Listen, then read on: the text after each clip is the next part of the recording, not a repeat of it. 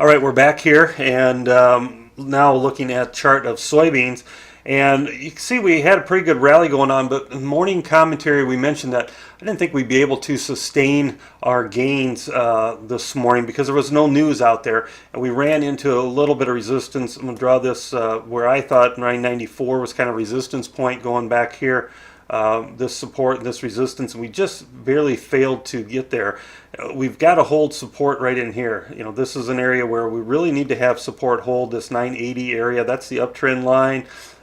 You don't want to take out these areas of lows out at 981. You really you don't want to mess with that. Want to see this market move higher, but South American weather indicates there's really not a crop problem. We've got big yields here. We're not having any harvest delays.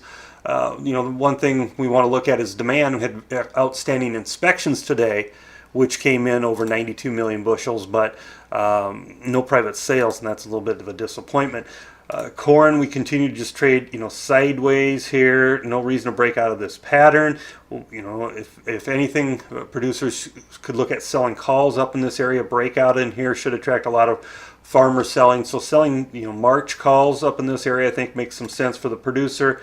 And in wheat, we're just struggling. We're right here at these contract lows. You look at Kansas City wheat, same thing. We draw some trend lines here, support lines.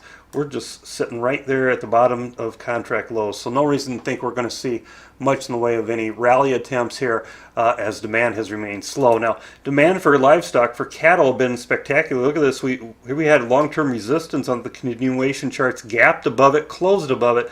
Got a big gap here now. We're well above this little trend line that we can draw going back into early September.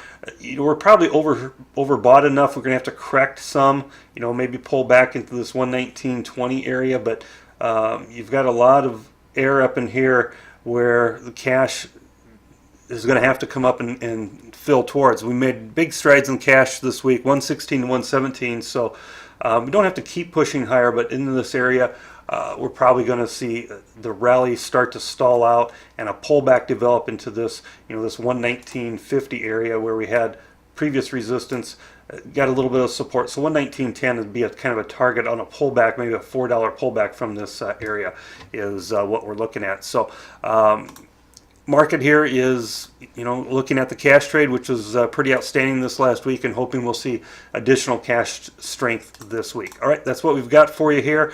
Hope you have a great night, everybody, and good luck and good trading. Hope to talk to you soon. This has been Brian Hoops from Midwest Market Solutions, and talk to you soon.